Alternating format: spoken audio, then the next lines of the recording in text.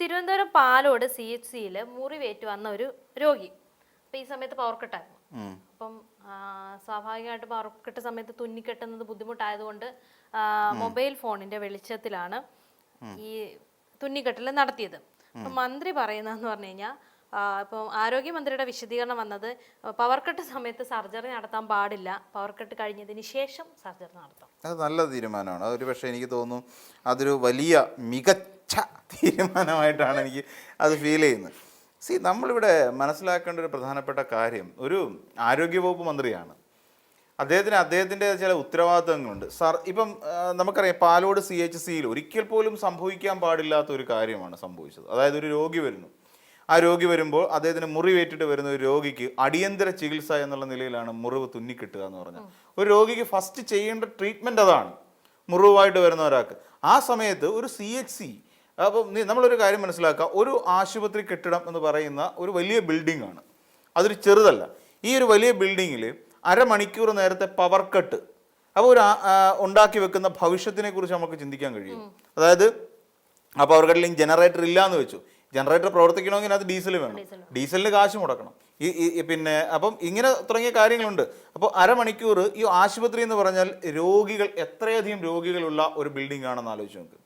അത് ചെറുതൊന്നുമല്ല, 10 അല്ല, 15 അല്ല, 20 അല്ല, എത്രയോ അധികം ആളുകളായിരിക്കും ഒരു ആശുപത്രി കെട്ടിടത്തിനകത്ത് ഉണ്ടാവുക, അല്ലേ?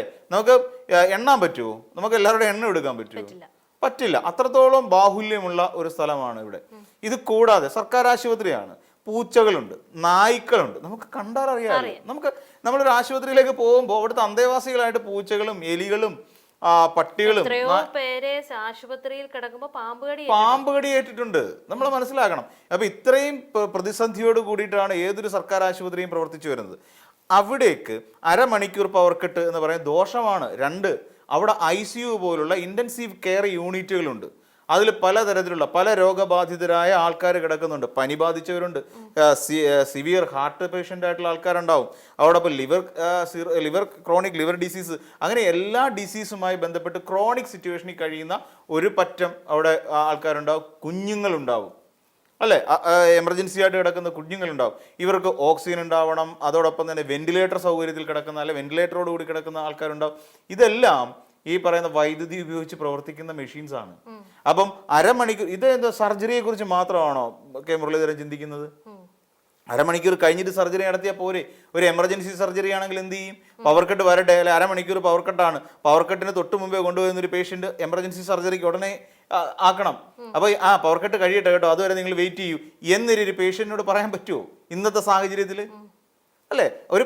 എന്ത് നെറികേടായിരിക്കും എന്നാലോചിച്ച്. എമർജൻസി ആയിട്ട് അടിയന്തര ശസ്ത്രക്രിയ നടത്തേണ്ട ഒരു പേഷ്യന്റിനോട് അരമണിക്കൂർ കഴിഞ്ഞിട്ട് നിങ്ങൾക്ക് ശസ്ത്രക്രിയ നടത്താം എന്ന് എങ്ങനെ പറയാൻ കഴിയും? ഇത് എന്തുകൊണ്ടാണ് മുരളീധരനെ പോലെ ഒരാൾ ഇങ്ങനെ സംസാരിക്കുന്നത് മനസ്സിലാവുന്നില്ല. അദ്ദേഹത്തിന്റെ പിതാവ് കരുണാകരൻ ശക്തനായ ബുദ്ധിരാക്ഷസനായ ഒരു നേതാവായിരുന്നു കരുണാകരൻ.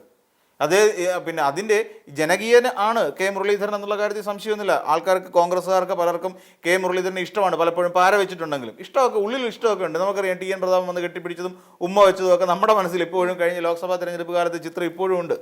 അപ്പോൾ ഇത് നിരവധി പിന്നെ ആൾക്കാർ പിന്നെ നിൽക്കുന്ന ഒരു സ്ഥലം, ഒരുപാട് രോഗികൾ കിടക്കുന്ന സ്ഥലം, അവർക്ക് കൃത്യമായി വൈദ്യസഹായം എത്തിച്ചു കൊടുക്കേണ്ട ഒരു സ്ഥലം, അവിടെ മോഷണം നടക്കാം, കൊലപാതകം നടക്കാം, ഈ പറയുന്ന പൂച്ചയുടെയോ എലിയുടെയോ അതോടൊപ്പം തന്നെ നായ്ക്കളുടെയോ അക്രമങ്ങൾ ഉണ്ടാകാം.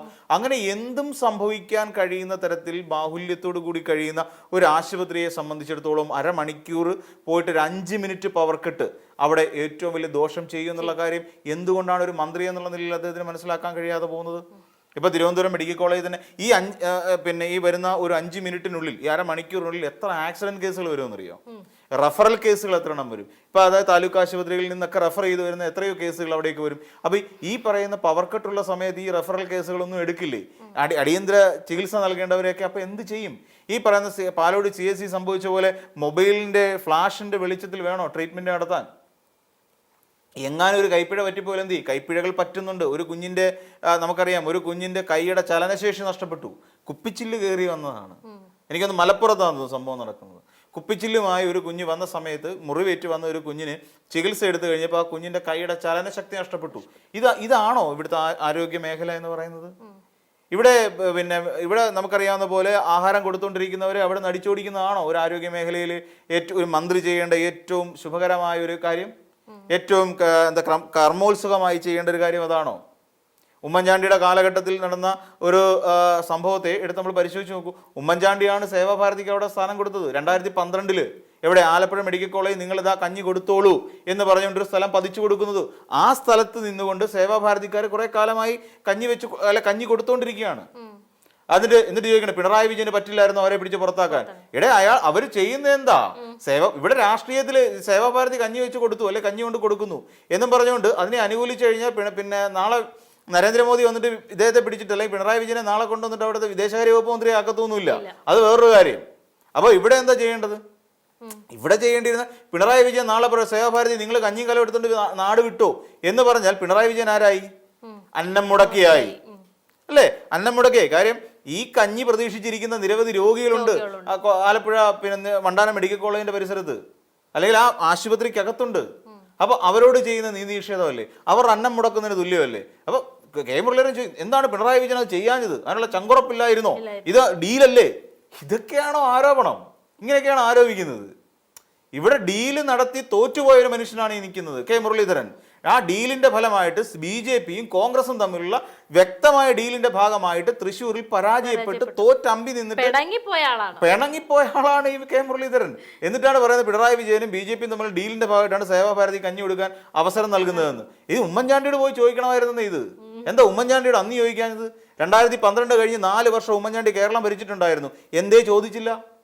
നിങ്ങൾ എന്തിനാണ് ആലപ്പുഴ മെഡിക്കൽ കോളേജിൽ അങ്ങനെ ഒരാൾക്ക് സേവാഭാരതി പോലെ ഒരു സംഘടനയ്ക്ക് കഞ്ഞി കൊടുക്കാനുള്ള അവസരം നൽകിയത് എന്ന് എന്തുകൊണ്ട് ചോദിച്ചില്ല? അവിടെയല്ലേ മിസ്റ്റേക്ക് കിടക്കുന്നത്? അന്ന് ചോദ്യം ചെയ്യേണ്ടതായിരുന്നില്ലേ? ചോദ്യം ചെയ്തില്ല. എന്നിട്ട് ഇപ്പോ ഫേസ്ബുക്കിൽ എഴുതുകയാണ് കെ മുരളീധരൻ. അപ്പം ഇത്രയും നിരുത്തരവാദപരമായ സമീപനത്തോടു കൂടി ഇപ്പൊ നമ്മൾ ആലോചിച്ച് നോക്കൂ. ഇന്ന് ചോറ് കൊടുക്കണ്ട എന്ന് പറയുന്നു. ചോറ് കൊടുക്കുന്ന കാര്യത്തിൽ ഇപ്പൊ ഏകദേശം കടന്നുകയറ്റം, സർക്കാർ ഭൂമി കൈയേറുന്നു. എന്ത് മണ്ടത്തരമൊക്കെയാണ് ഈ വിളിച്ചു പറയുന്നത്? സർക്കാർ ഭൂമി കൈയേറും. എന്താ DYFI പതിച്ചെടുത്തോ? ഞങ്ങളുടേതാണ് ഈ സ്ഥലം എന്ന് പറഞ്ഞാൽ അല്ലെങ്കിൽ DYFIയുടെ ജില്ലാ കമ്മിറ്റി ഓഫീസ് അവിടെ കൊണ്ടുവച്ചോ? ഇല്ലല്ലോ. ഇതൊന്നുമില്ല. അവർ ചോറ് കൊടുക്കാൻ വേണ്ടിയിട്ട് കൊണ്ടുവരുന്ന പൊതിച്ചോറ് വെയിലത്ത് നിന്ന് കൊടുക്കാതിരിക്കാൻ വേണ്ടിയിട്ട് അവർ സംവിധാനം ചെയ്ത് വെച്ചിട്ടുണ്ട്. അതിനകത്ത് ഒരു ഷെഡ് പോലെ കെട്ടിയിട്ട് അതിനകത്ത് നിന്നുകൊണ്ട് ചോറ് വിതരണം ചെയ്യുന്നു. 10-40,000 പൊതിയാണെന്നേ ഓരോ ദിവസവും ഇവിടെ ഓരോ ആശുപത്രികളായിട്ട് ഇവർ കൊടുത്തുകൊണ്ടിരിക്കുന്ന DYFIക്കാർ. ഇനി നാളെ പറയുമോ DYFIക്കാർ ഇനി ചോര കൊടുക്കണ്ട എന്ന് പറയുമോ? ബ്ലഡ് കൊടുക്കണ്ട, നിങ്ങൾ അതെല്ലാം കൊടുക്കാൻ ഞങ്ങളുടെ ഈ സംവിധാനം ഉണ്ട്, അതിനുവേണ്ടി കമ്മ്യൂണിറ്റി സെന്റർ തുടങ്ങും എന്ന് നാളെ പറയൂ. ഇവിടെ കേരളത്തിൽ എവിടെയെങ്കിലും ഒരു ബ്ലഡിന്റെ ആവശ്യം വന്നു കഴിഞ്ഞാൽ അവർ ഉടനെ വിളിക്കുന്ന ആരാണ്?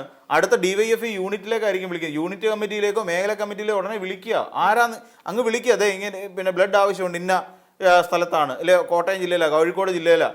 അപ്പോൾ ഉടൻ തന്നെ ഇവിടെ ഉള്ളവർ അങ്ങോട്ട് കണക്ട് ചെയ്യും. കോഴിക്കോട് ജില്ലയിൽ വിളിച്ചിട്ട് അവിടുത്തെ ഏരിയ കമ്മിറ്റി പറയും അതാണ്ട് ഇന്ന സ്ഥലത്ത് മെഡിക്കൽ കോളേജിൽ കൊടുക്കണം, അല്ലെ ആലപ്പുഴ മെഡിക്കൽ കോളേജിലുണ്ട്. അപ്പോൾ അതത് കമ്മിറ്റികളുമായിട്ട് കണക്ട് ചെയ്ത് ബ്ലഡ് കൊടുക്കാൻ അവിടെ ആൾ റെഡിയാണ്. അപ്പോൾ നാളെ പറയോ DYFIക്കാർ ഇനി മുതൽ സർക്കാർ ആശുപത്രിയിൽ ബ്ലഡ് കൊടുക്കരുത് എന്ന് പറയുമോ? അതിനു വേണ്ടി ഞങ്ങൾ വേറെ കമ്മ്യൂണിറ്റി സെന്ററുകൾ ഇവിടെ പ്ലാൻ ചെയ്യാം എന്ന് എപ്പോഴെങ്കിലും പറയുമോ? പറയില്ല.